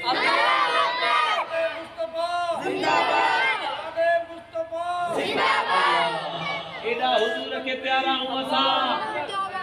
एडा पंजे नबी के प्यारा हूं बुधो अल्लाह जने ये लफ्ज़ था खुदा की कसम मुझे सोने नबी मेराज ते अल्लाह जे सामू केजे सामू अल्लाह केजे सामू रब मेराज जो वाक्य वडो आज बयान कर सजी रात गुजरी वेंदी पर मेराज जो महीनो भी कोने को उलमा को तमा बुधो भी हुदो मेराज वाली रात हुजूर अल्लाह जे सामू अल्लाह पान को फरमाए फकान का बकौसैन उदरा मुझे महबूब मोहम्मद मुस्तफा देखो मुझे वेजो हुयो जी तीर कमान एक बे जे वेजो हुंदिया मां अल्लाह ए मोहम्मद कुरान बुधाई दो अल्लाह फरमाए मुझे नबी जी रब तो मोहम्मद की एडी उम्मत प्यारी आ जो पंजे खानदान जे लाए पंजे घरन जे लाए पंजे घरवारन जे लाए पंजे न्याणन जे लाए पंजे डोटरन जे लाए पंजे न्याणन जे लाए पंजे सौरन जे लाए पंजे जातन जे लाए पंजे चाचन जे लाए पंजे सौटन जे लाए कुछ जुदी घुर न कई तो उम्मत जे लाए घुर कई आहे एडी उम्मत तो के प्यारी आ मुझा नबी हाने मां रब जवाब में तू जे सदको चवा तो अस्सलाम अलैका वाला इबादल्लाह पर्दा हो नमाज असयानी नो तो अल्लाह अस्सलाम अलैना वाला इबादल्लाह सालिहीन मुझा सोना नबी उम्मत तो के प्यारी आहे हाने जवाब की बोलियो जो तुझे सको तुझे ताबेदार दे मुझे इबादत दे तुझे उम्मत दे या उम्मत वाली हो जाए जेके तुझी पैरी करना नक्शे करना सब के अपनाएगा मां तो मुझे तुझे सको सलामती रहमत बरकत करे आखिरी बात हुजूर अजन मक्के को मदीने को मक्के अचल का कादे मक्के को एडो सीधा गाल बुदा आखिर न कर मदीने को मक्के काथे मदीने को मक्के कादे बाबा मदीने को मक्के सहाबा इकराम जो लश्कर गडवा अम्मा जी कब्र केंदी अम्मा बीबी आमना साण जी कब्र मुबारक अची वेंदा क्यों पंजे अम्मा बाबे अम्मा जी कब्र ते असा साल में एकड़ो दी थाए सने वापस नाई मारो या नहीं मारो ते कोडर कुले ते काडे तो वने अब्बे जी कब्र के सिद्धो करणो तो सजो साल पी याद ही न सजो साल अब्बे जी कब्र ते न वेंदो हुजूर तो फरमाए घणे को घणो कब्रिस्तान में दा क्यों ताकि मौत याद अचेव अल्लाह दी याद अचेव ताकि ता गुनाह को रुकजी वञो रब जे रज़ा वारा कम कयो ताकि रब राज़ी थी पवे परती पवे त जन्नत ॾेई सुभान अल्लाह हुजूर जन अम्मा जी कब्र ते अचन था सहाबा किराम दी जमात गदा पर फरमायो अम्मा जी कब्र ते दुआ करी अम्मा केंदी जो मिठड़े मोहम्मद केंदी अम्मा बाबा मिठड़े मोहम्मद जी अम्मा हुजूर फरमा भी दुआ दुनिया नबी सजन अम्मा जी कब्र पे आया सहाबा इकराम जो लश्कर भी गडवा है तो मदीने को मक्के अचन पयाल त अम्मा जी कब्र ते भी हुजूर जन दुआऊं करियो टे दुआऊं घणियो बाबा ये याद कजो टे दुआऊं करियो पहली दुआ करियो अल्लाहुम्मा फल्लि अबवैहि ऐ अल्लाह मुझे अब्बे अम्मा जी मग़फ़िरत फरमा बी दुआ करियो अल्लाहुम्मा फल्लि उम्मी ऐ अल्लाह मुझे अम्मा जी मग़फ़िरत फरमा बी दुआ करियो अल्लाहुम्मा फल्लि उम्मती ऐ अल्लाह मुझे उम्मत जी मग़फ़िरत फरमा हुजूर जन टे दुआऊं घुरी पूरी मस कयूं हेडो जिब्रील अमीन के रब मोकलियो वने जिब्रील मुझे नबी के चो टे न एकड़ी दुआ घुर पसंद तू कर चॉइस तू कर जेंजो भी इंतखाब करे एकड़ी दुआ तू घुर टे दुआऊं न मां रब जो हुकुम थी बिन मो हिकड़ी की चॉइस कर मां कुर्बान वाला बने नबी के शान जो बतो मां कुर्बान वाला बने नबी के वफा के बतो मां कुर्बान वाला बने नबी के वास्ते के बतो बतवा खड़े करे एक ही दुआ का गरज अल्लाहुम्मा उम्मती अल्लाहुम्मा उम्मती अल्लाहुम्मा उम्मती अरे बड़ा के करे अपने उम्मती क्या असां उन नबी सां प्यार कयो या न कयो उन नबी सां वफ़ा कयो या न कयो उन नबी जे तरीक़े ते हलूं या न हलूं उन नबी जे नक्शे कदम ते हलूं या न हलूं अक्सर ये चवंदो आहियां त अल्लाह तव्हां असांखे बावफ़ा नबी सिर्फ़ हिते न ख़ुदा जो कसम आहे क़यामत जे ॾिहाड़े बि मुंहिंजो सोहणो नबी सिफ़ारिश एडी मोहब्बत जो क़यामत जे ॾिहाड़े हुजूर जी निस्बत जो आख़िरी ॻाल्हि ॿुधायां थो हुजूर जी निस्बत ॿुधायां क़यामत जे ॾिहाड़े अल्लाह सॾु कंदो पंहिंजे प्यारे नबी खे पंहिंजे प्यारे नबी हज़रत महबूब मोहम्मद मुस्तफ़ा सचो सल्लल्लाहु अलैहि वसल्लम खे क़यामत जे ॾिहाड़े रब सॾु कंदो या मोहम्मद ऐ मोहम्मद अल्लाह सॾु पंहिंजे नबी खे कंदो जी उहे सभु कंदा जंहिंजो नालो महबूब मोहम्मद मुस्तफ़ा जी निस्बत सां हूंदो कंहिंजो नालो मोहम्मद यूसुफ मोहम्मद मूसा मोहम्मद अली मोहम्मद अबू बकर मोहम्मद उमर मोहम्मद उस्मान मोहम्मद तैयब मोहम्मद ताहिर मोहम्मद कासिम मोहम्मद हाशिम जंहिंजो बि नालो मोहम्मद जी निस्बत सां हूंदो न अल्लाह सॾु कंदो है मोहम्मद त सभु उहे चवंदा जिन जे निस्बत मोहम्मद जे नाले सां सभु चवंदा जी छा चवंदा ऐं असां नाला कहिड़ा रखंदा आहियूं जुमू आचर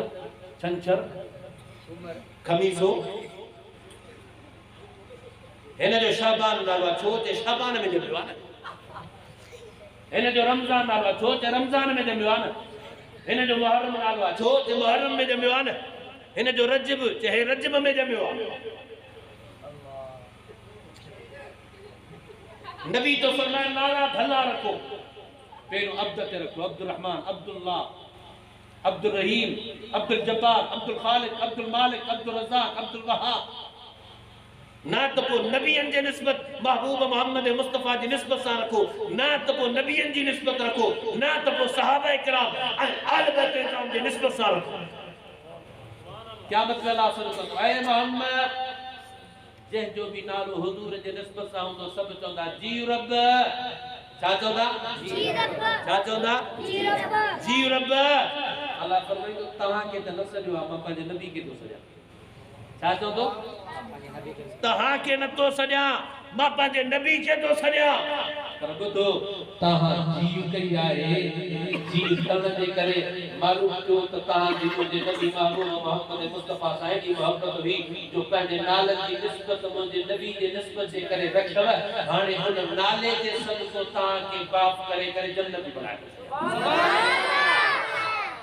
अज़ीज़ो चओ इंशाअल्लाह नाला भला तो हुजूर सां सच्चो इश्क कंदासीं नबी सां सच्चो प्यार कंदासीं नबी सां सच्ची मोहब्बत कंदासीं सच्चे नबी जी ताबेदारी कंदासीं सच्चे नबी जी पैरवी कंदासीं सच्चे नबी जे नक्शे कदम ते हलंदासीं और पंहिंजी औलाद खे क़ुरान पढ़ाईंदासीं अॼु क़ुरान पाक जी तकरीब आहे नंढड़ो नौजवान किथे आहे साईं वो ख़रीद करे अब क़ुरान पढ़ण वारो काॾे वियो जे पूरो थियो वो तो मस्जिद में हो जाए कारे बार भजाए छे तो अब अजे न नौ निहाल जे कुरान पाक पूरे करण जी खुशी में हे हेडी सारी तकरीब कोठाई है बुधो खत्म कुरान जी जेका तकरीब हुंदी आहे न उन जी दुआ अल्लाह मोटाईंदो ना है ओ सब दुआऊं अल्लाह कबूल करे सुभान अल्लाह अजली बरकत वारी महफिल थव अज नंढड़े कुरान पूरो कयो ॾिसो त हिनखे हार बि पवंदा उस्ताद शफ़क़त जो हथ बि रखंदो उलमाए बुज़ुर्ग आया आहिनि जेके हुनजे मथे ते हथ रखंदा रुमाल बदिराईंदा मथे ते हथ रखंदा दुआ घुरंदा हुनजे लाइ इहो घटि एज़ाज़ न आहे ॿुधो इहो दुनिया जो सिर्फ़ एज़ाज़ न आहे इहो एज़ाज़ मरण खां पोइ बि क़ुरान वारे खे इहो मुंसलिक हूंदो आहे वमन आरज़ अन ज़िक्री فإن له معيشة ضنكا ونحشرهم يوم القيامة أعمى قال رب لم حشرتني أعمى وقد كنت जेको कुरान नाज़रा भी नाहे पढ़ियल न अल्लाह ताला उन जे लाइ पाण फरमायो त उनखे ॿ अज़ाब थींदा हिकिड़ो दुनिया में ॿियो आख़िरत में दुनिया में उहो अज़ाब थींदो जो उन जी मईशत तंग थी वेंदी जेॾो बि कमाए चवंदो पूरी कोन्हे साईं दुआ तो घुरो पूरी कोन्हे का साईं दुआ तो घुरो पूरी कोन्हे का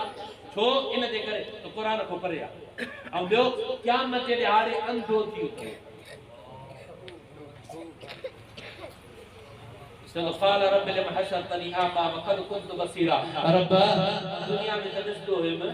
दुनिया में अबे के ॾिठो भाइरनि खे ॾिठो चाचे खे ॾिठो मामे खे ॾिठो नाने खे ॾिठो ॾाॾे खे ॾिठो दुनिया जी रौनकूं सभु ॾिठियूं साईं हाणे अंधो थी वियो आहे रब चवंदो हिन जे करे जो तूं दुनिया जी ज़िंदगी में मुंहिंजे ज़िक्र को क़ुरान को मुंहुं मोड़ियो इन जे बदिले में मां तुंहिंजी अखियुनि जो नूर विञाए छॾियो हलो जहन्नम जी ॿाहिरि फिरी अज़ीज़ो पंहिंजी औलाद खे क़ुरान पढ़ाए जो इंशाअल्लाह ये हेड़ी जानी फिर हेड़ो साल इदारो मां गुणियायो मां मियां मंसूर अहमद साहब खे अर्ज़ कयमि त मां चयो अल्हम्दुलिल्लाह ॾाढी ॾिसी हेड़े इलाइक़े में ॾाढी दिलि ख़ुशि थी जो तव्हां बर में बाज़ार लापी वेठा हो हितां जे इलाइक़े में मदरसो इदारो आहे कारी साहब बुर्द साहब बेहतरीन कारी साहब भलो तो पढ़ाए तव्हांजी मस्जिद में रखियल आहे माण्हू इल्म जे लाइ केतिरा कशाला कनि था पिया हे तव्हांजे ॻोठ जी मस्जिद में तव्हांजे इलाइक़े जे मस्जिद ऐं मदरसे में ख़ुदा जो कसम आहे पंहिंजे औलाद खे हिते छॾियो इहे तव्हांजे लाइ निजात जो ज़रियो बणबा तव्हांजे लाइ कार ख़ैर बणबा तव्हांजे लाइ इहे एहसान बणबा जो क़यामत जे ॾिहाड़े क़ुरान वारनि जे अबे अम्मा खे अल्लाह सोन जा ताज पाराईंदो जंहिंजी रोशनी सिज जे रोशनी को वधीक चमकदार नंढड़े क़ुरान नाज़रा पूरो कयो मां उमेद थो कयां त इंशाअल्लाह दुआ गो बि आहियां त रब हिन जो दीन जो हाफ़िज़ कारी करे बणाईंदो या दीन जो आलिम बणाईंदो जे इंशाअल्लाह दीन में अञा वधीक मज़बूत थी पए दुआ है अल्लाह ताला मुंहिंजी मालूमात खे पंहिंजी बारगाह में मंज़ूर ऐं मक़बूल फरमाए हिन प्रोग्राम खे हिन तक़रीब खे अल्लाह ताला पंहिंजी बारगाह में क़बूल फरमाए ऐं हिन जलसे खे हिन तक़रीब खे जेके बि आया आहिनि अल्लाह ताला हिन सभिनी जी हाजतुनि खे जाइज़ मुरादुनि खे पूरो फरमाए अल्लाह ताला हिन प्रोग्राम खे इन इलाके वारनि जे लाइ इन ॻोठ वारनि जे लाइ हिदायत ऐं निजात जो ज़रियो बनाए इहा बि दुआ घुरंदो हलां अल्लाह ताला हिन दीनी इदारे खे अञा वधीक मज़बूती अता फरमाए ऐं अञा वधीक अल्लाह ताला दीन में तरक़ी अता फरमाए ऐं अल्लाह ताला हिन इदारे खे ॿियनि इदारनि वांगुरु क़यामत ताईं शाद ऐं आबाद फरमाए ऐं जेके हिन सां महिनत करे रहिया आहिनि ख़िदमत करे रहिया आहिनि जेके ताउन करे रहिया आहिनि अल्लाह ताला उन्हनि खे बि अञा मज़ीद दीन जे ताउन करण जी तौफ़ीक़ अता फरमाए अल्हम्दुलिल्लाह रब्बिल आलमीन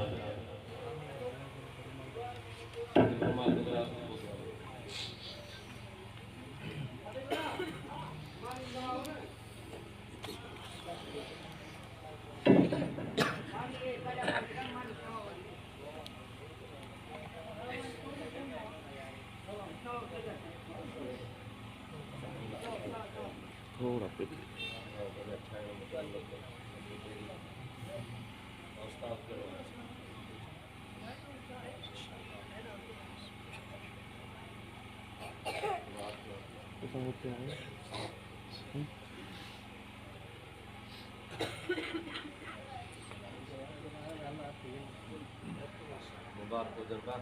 अल्लाह ताला मज़ीद दीन में तरक्की अता फरमाए तो दुआ करो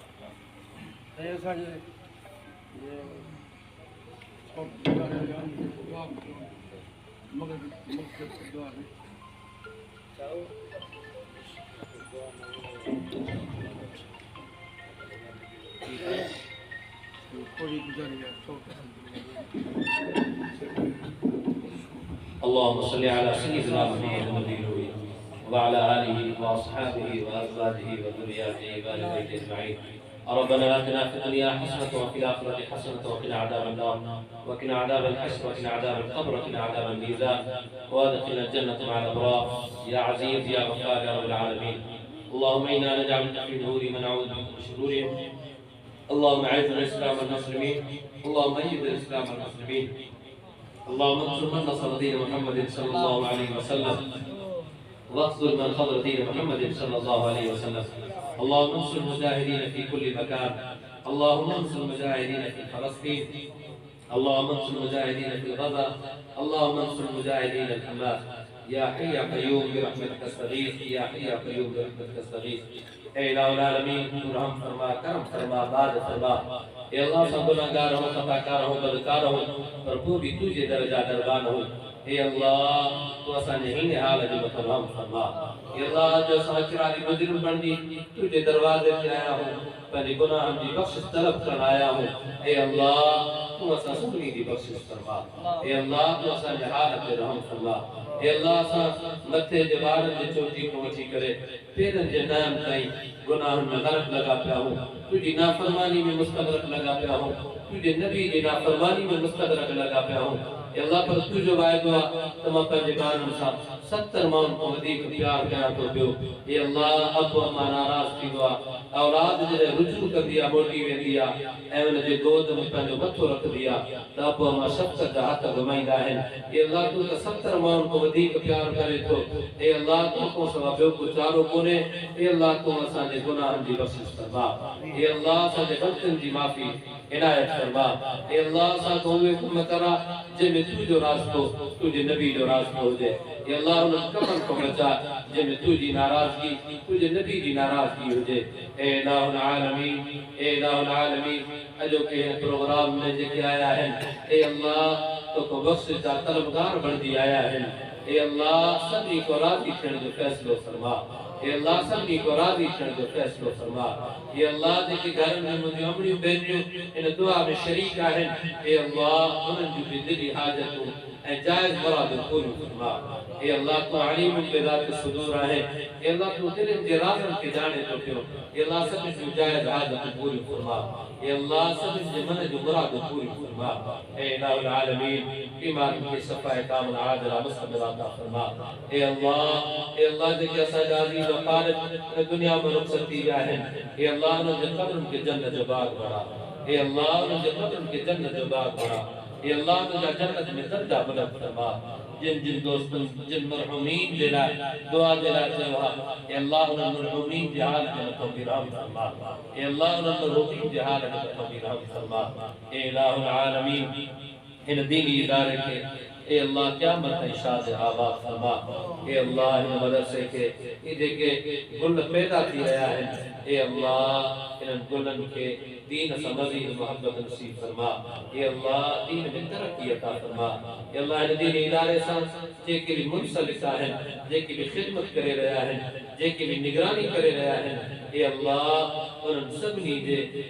جے حالت مترحم فرما. اے اللہ ان تجھے دینی ادارے دی خدمت جے صدقو اے الہ العالمین. اے اللہ تو رحم فرما، کرم فرما، عاد فرما. اے اسانے ملک دی حفاظت فرما. اے اللہ اسانے دھرتی دی حفاظت فرما. اے الہ العالمین اسانے علماء دی حفاظت فرما. مسجد نے مدرسے کی حفاظت فرما. اے اللہ مجاہدین کی مدد نصرت فرما. بالخصوص غزہ کے اندر فلسطین کے اندر بیت المقدس کا مسلمان اے اللہ تو کی پکارے رہا ہے. اے اللہ بے بس ہے لاچار بندی کرے. اے اللہ نے جو نظروں تجھے طرف آئے. اے اللہ تو وہی رب ہے جس کو بدر کے میدان میں 313 پیغمبر دے شاگردن کے انہوں کی مدد نصرت دے کام. اے اللہ تو 5000 فرشتہ موکلے آہا اے مخالف اے دین دشمن لشکر کے شکست خاص عطا فرمائی ہوئی. اے اللہ اج بھی غزہ جا مسلمان فلسطین جا مسلمان اے اللہ تو کے بارے رہا ہے. اے اللہ تجھے فرشتن دی مدد دے انتظار میں ہے. اے اللہ بری کو بیت المقدس کے ساتھ عمر بن خطاب جڑوں کو نوجوان پیدا فرما. اے اللہ بری کو بیت المقدس کے عمر بن عاص جڑوں کو حکمران پیدا فرما. اے اللہ بری بیت المقدس کے کام کو صلاح الدین ایوبی جڑوں مجاہد سپہ سالار پیدا فرما. اے اللہ بری بیت المقدس کی آزادی جلا کو نوجوان محمد بن قاسم جڑوں پیدا فرما. اے اللہ تو جا معصوم اتوں جا مرد اتوں جا پوڑھا اتوں جا جوان اتوں جو عورتوں اے اللہ تو کی مارا رہا ہے. اے اللہ ظالمن کے غمن میں ٹکڑا ٹکڑا تھی رہا ہے. اے اللہ تو پہلی غیبی مدد تائید فرما. اے اللہ نے بھی مدد نصرت فرما. फरमा। ए अल्लाह असा जे मजबूरी वाहिन, ए अल्लाह मुसलमान जो मजबूरी है, ए अल्लाह सरहद जो मजबूरी वाहिन, ए इलाहुल आलमीन तू असा जे मजबूर के दिसे तो कयो बेबस लाल लाचा। ए अल्लाह तुझे दर ते सब मुसलमान उन मजलूमन जे मदद नुसरत जे का दुआ वाहिन। ए अल्लाह इन कोड़न जो दुआ कबूल फरमा। अल्लाह इन जवान जो दुआ कबूल फरमा, इन मासूम बचन जो दुआ कबूल फरमा या अरहमर राहिमीन या इलाहुल आलमीन। ए अल्लाह दे जनाब हाल अज कुरान पाक नाज़िल पूरो क्यों है। ए अल्लाह इन मजीद दीन से मोहब्बत नसीब फरमा। ए अल्लाह इन जवाल जी मदद नुसरत फरमा। ए अल्लाह इन मजीद दीन में इस्तिकामत नसीब फरमा, मजीद दीन जो दाई बना। ए अल्लाह तू रहम फरमा, करम फरमा, बार फरमा। अजो के प्रोग्राम के बदीवान का हमें मंजूर मकबूल फरमा। ए अल्लाह ने प्रोग्राम के इलाके वाले जला हिदायत निजात का जरियो बना। ए अल्लाह ने भी प्रोग्राम में ताउन किया, माली ताउन किया, जानी ताउन किया, वक्ती ताउन किया। ए अल्लाह सब जे ताउन के कबूल फरमा। ई जमात बेचारी जे का पंजा घर बार छडे करे बेहतरीन होता को बैठ को छडे करे। ए अल्लाह का कम कार छडे करे तुझे दरवाजे पे आया है। ए अल्लाह ने अचन के भी कबूल फरमा। ए अल्लाह ने जगण के भी कबूल फरमा। ए अल्लाह ने जबुदण के भी कबूल फरमा। ए अल्लाह सा जबुदण के भी कबूल फरमा। ए क़यामत जे दिहाड़े हिन खड़न के असा जे हिदायत निजात जो जरियो बना। ए अल्लाह जे को गुरी हो वो भी अता फरमा। ए अल्लाह जे को न गुरी सकिया हो वो भी दे गुण जता फरमा। ए अल्लाह मत रमजान मुबारक जो बाबत महीनों से तो ए अल्लाह रमजान जे एहतराम करने की तौफीक अता फरमा। सबनी के रोज़ा रखने की तौफीक अता फरमा। सबनी के इबादत करने की तौफीक अता फरमा। सबनी के तरावीह पढ़ने की तौफीक अता फरमा। सबनी के कुरान की तिलावत करने की तौफीक अता फरमा। सबनी के जिक्र अस्कार करने की तौफीक अता फरमा। ए अल्लाह मेहमान महीनों का उन जी मेहमान नवाजी करने की असा सबनी मुसलमान कलमे पढ़ने वालों की तौफीक अता फरमा। रब्बना तक़ब्बल मिन्ना इन्नका अंतस समीउल अलीम व तुब अलैना इन्नका अंतत तव्वाबुर रहीम। सल्लल्लाहु तआला अला खैर खल्क़िही मुहम्मद व आलिहि व अस्हाबिही अजमईन। आमीन।